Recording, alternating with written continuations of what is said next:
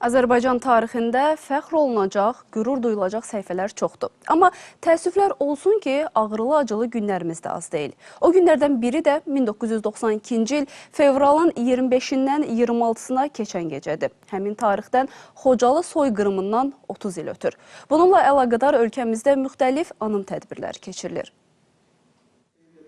Xocalı soyqırımının 30-cu il dönümü ilə əlaqədar hərbi prokurorluqda elmi-praktik konfrans keçirilib. Hərbi prokuror Xanlar Vəliyev bildirib ki, Ermənistan silahlı qüvvələrinin Xocalıya hücumu nəticəsində dinc əhaliyə divan tutulub və bununla da beynəlxalq humanitar hüquq normaları kobud şəkildə pozulub. Hadisələrin necə cərəyan etməsindən danışan Xanlar Vəliyev deyib ki, soyqırımı hərbi prokurorluqda aparılan cinayət işi zamanı toplanan mötəbər dəlillərlə tam sübuta yetirilib. Ölkəmizdə səfərdə olan Srebrenitsa Anaları Hərəkatının üzvləri ilə qeyri-hökumət təşkilatlarına Dövlət Dəstəyi Agentliyində keçirilən görüşdə də Xocalı qurbanlarının xatirəsi yad olunub.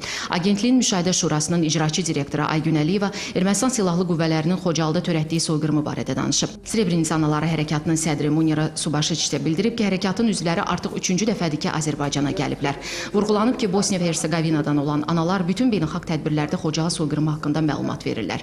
Qeyd edək ki, Srebrenitsa Anaları Hərəkatının üzvləri də 1995-ci ildə soyqırımına məruz qalıblar. Həmin il Srebrenitsada 3 gün ərzində 10 mindən çox insan qətlə yetirilib. Bakının Xətai rayonunda Şəhidlər Parkı salınıb. Qeyri-hökumət təşkilatlarına Dövlət Dəstəyi Agentliyinin dəstəyi ilə salınan parkda şəhid ailələri üzvlərinin iştirakı ilə ağac əkmə aksiyası keçirilib. 300-ə yaxın Eldar şamı və küknar ağacının əkildiyi parkın ərazisi genişləndiriləcək.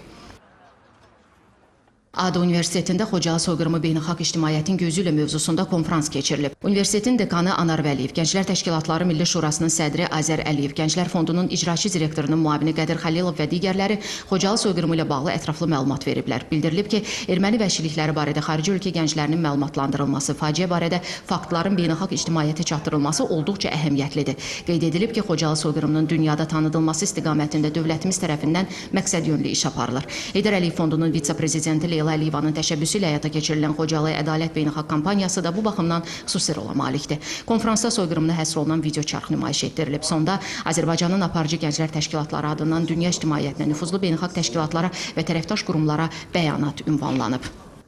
Bakı Dövlət Universitetində də Xocalı soyqırımının 30-cu il dönümü ilə əlaqədar beynəlxalq elmi konfrans təşkil olunub. Tədbirdə soyqırımına həsr olunan video çarx nümayiş edilib. Universitetin rektoru Elçin Babayev bildirib ki, Xocalıda baş verənlər miqyasına, qəddarlığına və qeyri-insani cəza üsullarına görə 20-ci əsrdə insanlığa qarşı törədilən ən dəhşətli soyqırım aktlarındandır. Digər çıxış edənlər də qeyd ediblər ki, bu cinayət soyqırımı kimi tanınmalı, onun sifarişçiləri, icraçıları ədalət mühakiməsinə cəlb olunmalıdırlar.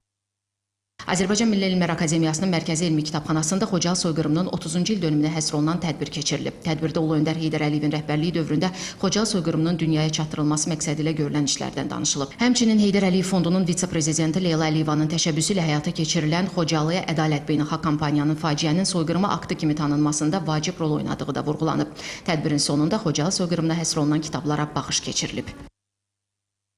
Xocalı soyqırımının 30-cu il dönümünə həsr olunan növbəti tədbir Qaradağ rayon mədəniyyət evində baş tutub. Xocalı qurbanlarının xatirəsi bir dəqiqəli sükutla yad olunub. 5 nömrəli Uşaq İncəsənət Məktəbinin yetirmələrinin Xocalı soyqırımına həsr olunan rəsm əsərləri sərgilənib. 9 nömrəli Musiqi Məktəbinin şagirdləri ədəbi bədii kompozisiya ilə çıxış ediblər. Sonda Xocalı faciəsinə həsr olunan filmə baxılıb.